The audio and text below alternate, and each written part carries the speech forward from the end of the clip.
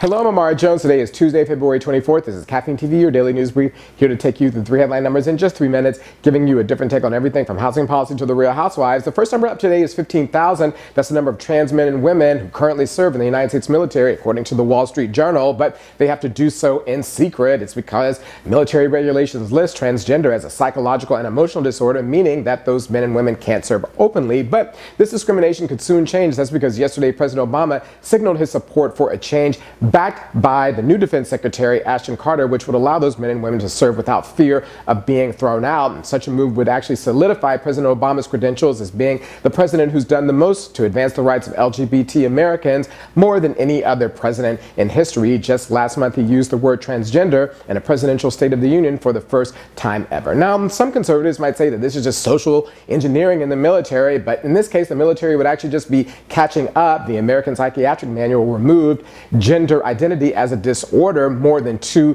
years ago, and given the fact that trans men and women have served in everything from the U.S. Special Forces to military intelligence, and given the fact that the United States has spent more than 2 decades at war, we need every single qualified person who wants to serve, regardless of how they identify. The next number up today is 8, as in 8 p.m. Now, that's the time that Bill O'Reilly's show, The O'Reilly Factor, airs on Fox News. And yesterday we spoke about the fact of how O'Reilly is coming under fire for saying that he was in a war zone when he was more than 1,000 miles away, and he devoted the opening segment of his show yesterday to giving a full-throated defense of that claim. He played a video from CBS News where he was a correspondent at the time, which he says shows that he was covering a war zone. It actually showed a riot outside of the presidential palace in Argentina, in Buenos Aires, just after the Falklands War ended. Now, a correspondent who was with him at the time on another network said that the video showed a riot and not a war zone. And another one of his correspondent colleagues from that time said that, quote, it was the chummiest riot, close quote, that he had ever seen. Now, the sad thing is that all this is occurring at the time when Stephen Colbert has stepped down, ended his show, and Jon Stewart is ending his. And both of those